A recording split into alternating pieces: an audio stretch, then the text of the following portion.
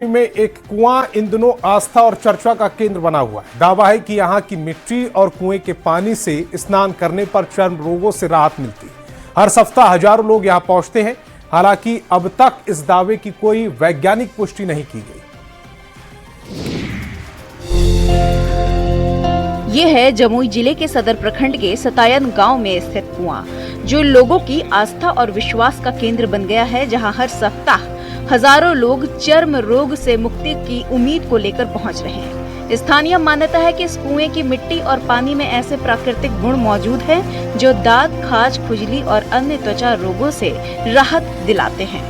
Viral video के जरिए इस कुएं की चर्चा दूर दूर तक फैलने के बाद पिछले 3-4 महीनों से हर शनिवार और रविवार यहां श्रद्धालुओं की भारी भीड़ उमड़ रही है।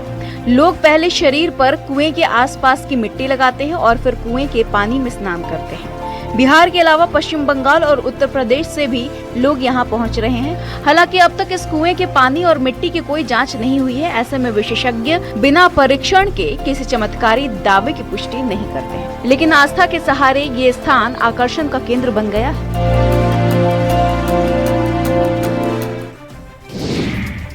और पटना के एनएमसीएच में नर्सिंग छात्राओं को गुस्सा फूट पड़ा। हॉस्टल में पानी, शौचालय और रहने की बदहाल व्यवस्था से परेशान छात्राओं ने प्रशासन के खिलाफ जमकर प्रदर्शन किया। सवाल है कि भविष्य की स्वास्थ्य कर्मियों को आखिरकार कब मिलेगी बुनियादी सुविधाएं। एनएमसीएच के जीएनएम ट्रेनिंग स्कूल हॉस्टल में उस वक्त हंगामा मच गया जब ये बुनियादी सुविधाओं की कमी से परेशान नर्सिंग छात्राओं का सब्र जवाब दे गया। सैकड़ों छात्राएं हॉस्टल परिसर में उतर आईं और अस्पताल प्रशासन के खिलाफ जमकर नारेबाजी करते हुए विरोध प्रदर्शन किया। छात्राओं का आरोप यह है कि 5 मंजिला इस हॉस्टल की क्षमता महज 200 छात्राओं की है, लेकिन यहां 400 से 500 छात्राओं को रखा गया है। बढ़ती संख्या के बीच हॉस्टल की व्यवस्थाएं पूरी तरह चरमरा गई हैं। अधिकांश शौचालय खराब पड़े हैं, जबकि पेयजल की गंभीर समस्या के कारण छात्राओं को रोजाना भारी परेशानियों का सामना करना पड़ रहा है। छात्राओं का कहना यह है कि शिकायत के बाद भी उनकी समस्याओं का समाधान नहीं किया गया है। वहीं पूरे मामले पर जीएनएम ट्रेनिंग स्कूल की प्राचार्य ने मामले की जानकारी स्वास्थ्य विभाग के वरीय अधिकारियों को दी है। साथ ही स्वास्थ्य विभाग के निर्देश पर नर्सिंग छात्राओं को 1 सप्ताह की छुट्टी घोषित कर दी गई है।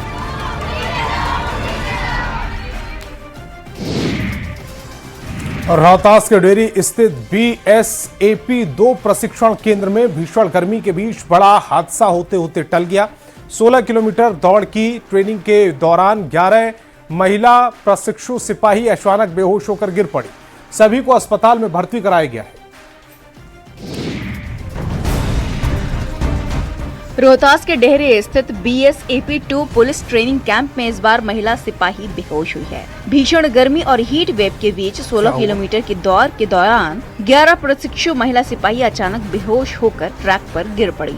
सभी को आनंद फानंद में डेहरी अनुमंडलीय अस्पताल पहुंचाया गया, जहां से 4 महिला जवानों की गंभीर स्थिति को देखते हुए सासाराम रेफर कर दिया गया। बताया जा रहा है कि प्रशिक्षण के दौरान तेज धूप और बढ़ते तापमान के बीच दौड़ लगाई जा रही थी। इसी दौरान कई महिला प्रशिक्षुओं को सांस लेने में परेशानी, सीने में दर्द और ऑक्सीजन लेवल गिरने जैसी शिकायतें हुई। डॉक्टरों का कहना है कि हीट वेव इसका प्रमुख कारण हो सकता है। सबसे बड़ी बात यह है कि महज 1 सप्ताह पहले इसी प्रशिक्षण कैंप में 16 किलोमीटर की दौड़ के दौरान कई पुरुष प्रशिक्षु भी बीमार पड़ गए, जिनमें एक जवान की मौत तक हो गई थी। इसके बावजूद प्रशिक्षण व्यवस्था और सुरक्षा मानकों पर सवाल खड़े हो रहे हैं।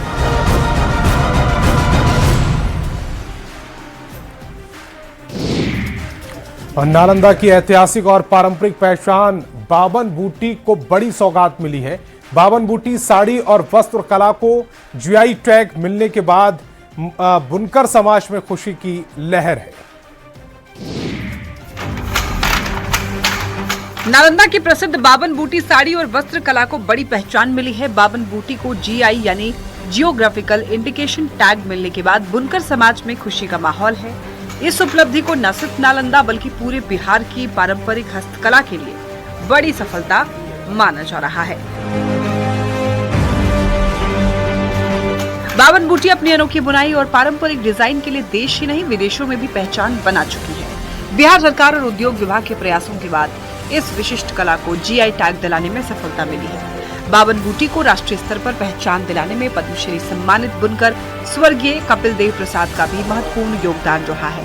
उनके परिवार का कहना यह है कि यहाँ तैयार किए गए कपड़े जर्मनी सहित कई देशों तक पहुँचते रहे हैं।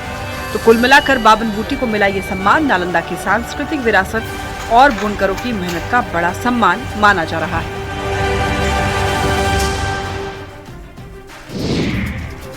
बिहार राज्य किलकारी बाल भवन में बच्चों को समर कैंप के तहत कई गुण सिखाए जा रहे हैं। पटना कलम पेंटिंग जो काफी पुरानी कला है वो सिखाई जा रही है। पटना कलम की बारीकियां सीख बच्चे खूबसूरत पेंटिंग भी बना रहे हैं।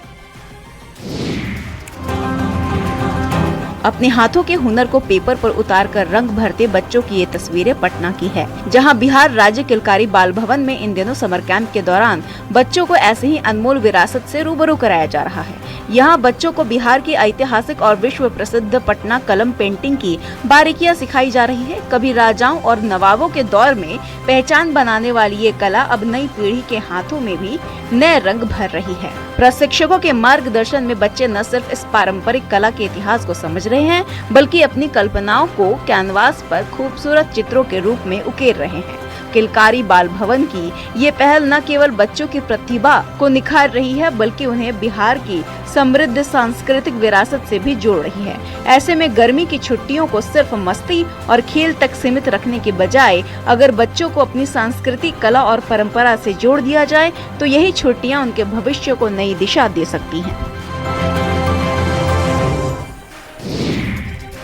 और दानापुर के पाटलिपुत्र रेलवे स्टेशन पर परीक्षा देने जा रहे अभ्यर्थी का विरोध प्रदर्शन हिंसक हो गया।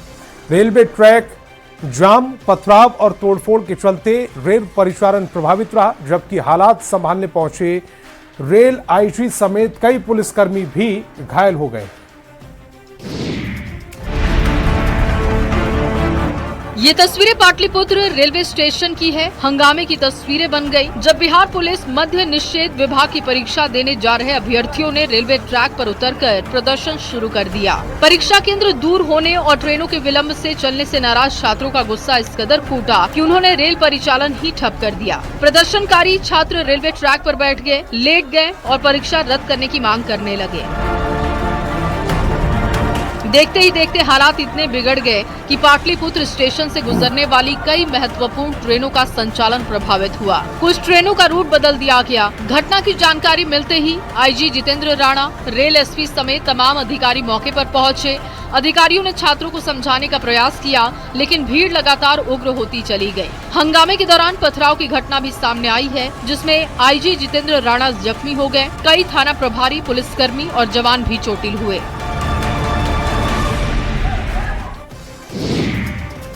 औरंगाबाद पुलिस को अपहरण मामले में बड़ी सफलता मिली। पुलिस ने महज 2.5 घंटे के भीतर अपहृत युवक को सकुशल बरामद कर लिया और हथियार के साथ 5 अपहर्ताओं को गिरफ्तार कर मामले का खुलासा कर दिया। औरंगाबाद पुलिस ने अपहरण की गंभीर वारदात का महज 2.5 घंटे के भीतर खुलासा कर दिया है। पुलिस ने न सिर्फ अपहृत व्यक्ति को सकुशल बरामद कर लिया, बल्कि इस वारदात में शामिल 5 किडनैपर को हथियार समेत गिरफ्तार किया है। मामला देवजरा थाना क्षेत्र का है, जहां मुकेश कुमार पाल के अपहरण को लेकर थानाध्यक्ष को एक लिखित आवेदन दिया गया था। जानकारी मिलते ही पुलिस महकमा सक्रिय हो गया। जिले के अलग अलग इलाकों में नाकेबंदी कर सघन जांच अभियान शुरू किया गया। इसी बीच मुफस्सिल थाना क्षेत्र के पांडेपुर पुल के पास एक संदिग्ध वाहन को घेर कर रोका गया। जांच के दौरान वाहन से अपहृत मुकेश कुमार पाल को सकुशल बरामद कर लिया गया। गाड़ी जब ट्रैप हुआ तो उसमें से हम लोगों ने जो व्यक्ति है उनको सकुशल बरामद किया। साथ ही साथ उस घटना में जितने भी 5 लोग संलिप्त थे उनकी गिरफ्तारी सुनिश्चित की गई। पुलिस ने मौके से 5 अपहर्ताओं को गिरफ्तार कर लिया। उनके पास से हथियार भी बरामद किए गए हैं। फिलहाल सभी आरोपियों से पूछताछ की जा रही है।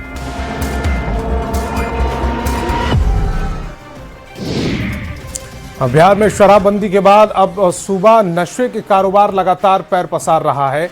चिंता की बात यह है कि इस अवैध धंधे में अब महिलाएं भी बड़ी भूमिका निभाती नजर आ रही। मोतिहारी से आइए खबर देखिए। पूर्वी चंपारण के मोतिहारी में पुलिस ने एक महिला गिरोह का पर्दाफाश किया, जो कथित तौर पर नेपाल से अफीम मंगाकर विभिन्न राज्यों में उसकी सप्लाई कर रहा था। गोविंदगंज इलाके में की गई इस कार्रवाई में पुलिस ने करीब 50 लाख रुपए की कीमत की अफीम बरामद की। 4 महिलाओं को गिरफ्तार किया गया। पुलिस के मुताबिक गिरफ्तार महिलाओं में एक ऐसी महिला भी शामिल है जो इलाके में वार्ड पार्षद और नेताइन के नाम से जानी जाती थी। बताया जा रहा है कि मुख्य आरोपी महिला से पूछताछ के दौरान मिले इनपुट के आधार पर पुलिस ने उसके 3 अन्य सहयोगियों को गिरफ्तार किया। जांच में ये बात सामने आई है कि ये गिरोह संगठित तरीके से अफीम की तस्करी कर रहा था और इसका नेटवर्क कई राज्यों तक फैला हुआ था। बता दें कि जिले में सूखे नशे के कारोबार के खिलाफ पुलिस लगातार अभियान चला रही है। फिलहाल पुलिस गिरफ्तार महिलाओं से पूछताछ कर नेटवर्क के अन्य सदस्यों और तस्करी के पूरे रूट का पता लगाने में जुटी है।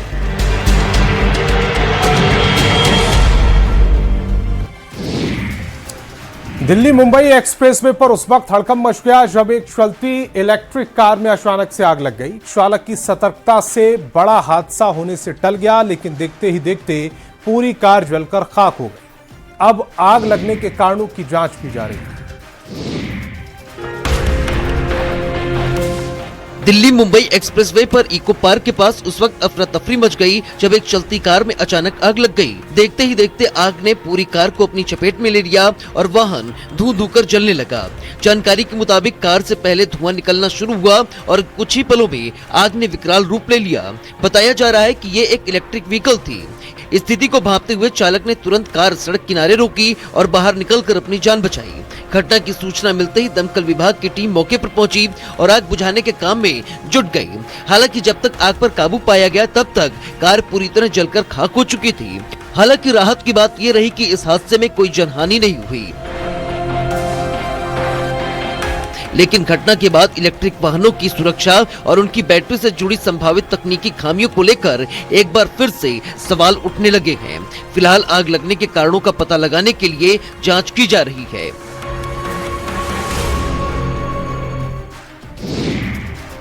और पटना में मिलावटी खाद्य पदार्थों के खिलाफ फूड सेफ्टी विभाग ने बड़ी कार्रवाई की। कई प्रतिष्ठित मिठाई दुकानों, होटलों और फैक्ट्रियों में छापेमारी कर पनीर, खोआ, मिठाई और मसालों के नमूनों की जांच के लिए लैब भेजे गए।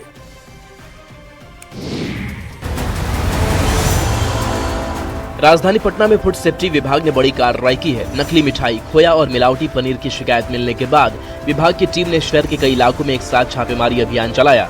Food safety officer Mukesh Kashyap के नेतृत्व में कंकड़बाग, राजेंद्र नगर और कदमकुआं इलाके के कई प्रतिष्ठानों, होटलों, रेस्टोरेंट और मिठाई कारखानों की जांच की गई। छापेमारी के दौरान 7 storage, Shalimar sweets, Chanan sweets और नोवेल्टी स्वीट्स के उत्पादन केंद्रों की भी जांच की गई। जांच के दौरान कई जगहों पर गंभीर अनियमितताएं सामने आने की बात कही जा रही है। वहीं कदमकुआं स्थित कृष्णश्री फूड्स में पनीर में मिलावट की आशंका जताई गई है। अधिकारियों ने मिठाई, पनीर, खोया और मिर्च पाउडर के नमूने संग्रहित कर उन्हें जांच के लिए प्रयोगशाला भेजा है।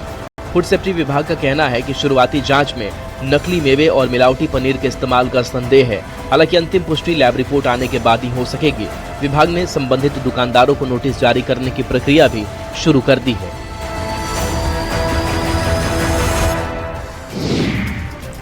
और सीवान के महाराजगंज में शराबबंदी कानून के तहत बड़ी कार्रवाई की गई। विभिन्न मामलों में जब्त लाखों रुपए मूल्य की अवैध शराब को प्रशासन ने बुलडोजर चलाकर नष्ट कर दिया, ध्वस्त कर दिया। जेसीबी से शराब को नष्ट करते जवानों की ये तस्वीरें सीवान से सामने आई हैं, जहां महाराजगंज में पुलिस की ओर से विभिन्न मामलों में जब्त की गई लाखों रुपए मूल्य की अवैध शराब को बुलडोजर चलाकर नष्ट किया गया। ये कार्रवाई महाराजगंज थाना परिसर में मजिस्ट्रेट की निगरानी और प्रशासनिक अधिकारियों की मौजूदगी में की गई। बताया जा रहा है कि नष्ट की गई शराब विभिन्न कांडों में पुलिस ने जब्त की थी। बिहार में पूर्ण शराबबंदी लागू होने के बाद तस्कर चोरी छिपे शराब की खेप राज्य में पहुँचाने की कोशिश कर रहे थे, लेकिन पुलिस की सक्रियता की वजह से इन खेपों को समय समय पर पकड़ा गया, जिसके बाद कानूनी प्रक्रिया पूरी करने के बाद जब्त शराब के विनिष्टीकरण की कार्रवाई की गई। बुलडोजर के जरिए शराब की बोतलें, कार्टनों को पूरी तरीके से नष्ट किया गया ताकि उनका किसी भी तरीके से दुरुपयोग न हो सके। कार्रवाई के दौरान प्रशासनिक अधिकारियों और पुलिस पदाधिकारियों ने साफ संदेश दिया कि जिले में शराब के अवैध कारोबार, तस्करी और भंडारण के खिलाफ अभियान लगातार जारी रहेगा।